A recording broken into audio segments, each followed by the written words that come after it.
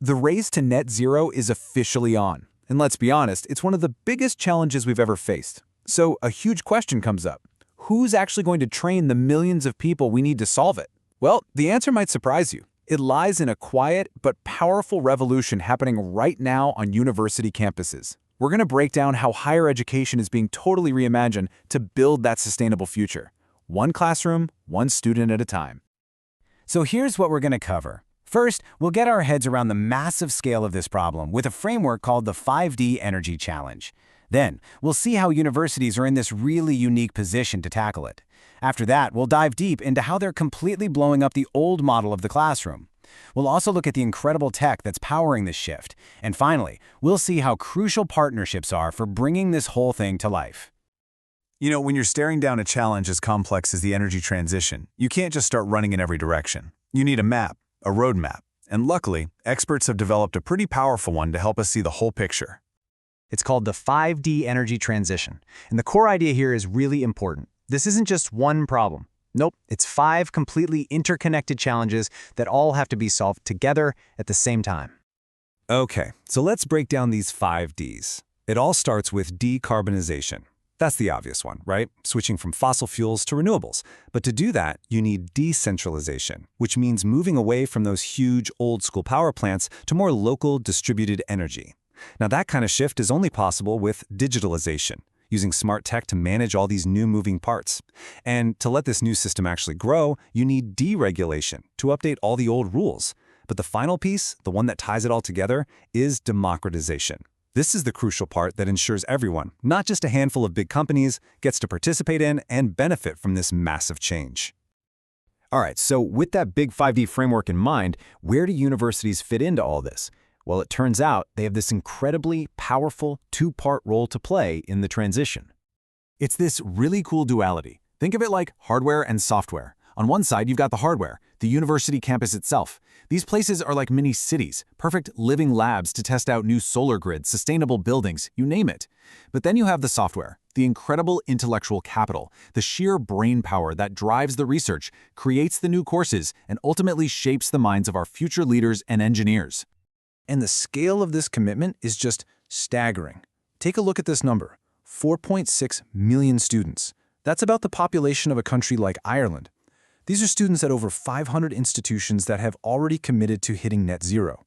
So this isn't some niche project. It's a massive, coordinated movement to be a real part of the solution. But you know, making big institutional promises is just the first step. The real challenge, and where the real transformation is happening, is in preparing students for this brand new world. And to do that, you have to completely rethink the classroom itself, moving away from siloed subjects and towards integrated problem solving.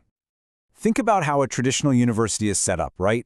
You've got the engineering department in one building, the economics department in another, and public policy way over on the other side of campus. That model is officially broken. Climate change doesn't care about academic departments. So the new approach has to be integrated. It's all about tearing down those walls and getting diverse teams of students to work together on messy, complicated, real-world problems.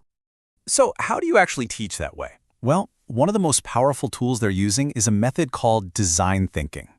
This isn't about memorizing formulas to find the one right answer. It's a creative process that's built for complexity. It's all about putting people at the very center of the problem and just embracing experimentation to find the best solutions. And it follows this really clear, powerful path. It all begins with empathy. I mean, really getting into the shoes of the people you're trying to help. Only then can you accurately define what the real problem is. From there, you ideate, which is just brainstorming every possible solution, no matter how wild it sounds. Then you make it real. You build a simple prototype to test your best idea. And finally, you test it in the real world. See what works, see what breaks, and start the loop all over again. And believe me, this isn't just theory. Just listen to this quote from a case study at the University of Pennsylvania. They're using this exact human-centered approach to totally rethink building design. They focus on human comfort first before they even think about the technology, and it's leading to some really radical new solutions. So, what does this actually look like for a student? Well, instead of some boring textbook problem, they get a real architectural challenge. They learn about things like passive ventilation, not by reading about it, but by actually applying it. And then, using some pretty powerful software, they get to see, in real time, how their design choices directly impact the building's energy performance. It's learning by doing. And the result? This is the kicker. Before they added a single air conditioner, before they used a single watt of electricity for heating or cooling, their design alone made the building over 90% comfortable for the people inside. Now that's not just a small improvement, that is a total paradigm shift, and it all comes from putting people first. Now, this new way of teaching isn't just about the methodology. It's being supercharged by some powerful educational technology that's making learning more hands-on, more accessible, and way more impactful than ever before. I mean, how do you make a gigaton of carbon actually feel real to a student? You do it with data visualization. Tools like Climate Trace use AI and satellites so students can see emissions happening in real time. Others can turn these incredibly complex climate models into interactive globes you can spin around. It's all about turning abstract numbers into something you can see, feel, and really understand. And then you've got immersive tech. We're talking virtual and augmented reality. Think about it. How do you train somebody to repair a 300-foot-tall wind turbine? You can't just send a rookie up there, but inside a virtual simulation? You absolutely can. Companies like Enel Green Power are already using VR so their technicians can master these really high-stakes jobs in a completely zero-risk environment. This technology creates an entire learning ecosystem. A student gets expert instruction, they can practice super complex tasks as many times as they need to get it right, and they can even get their certification all inside a headset.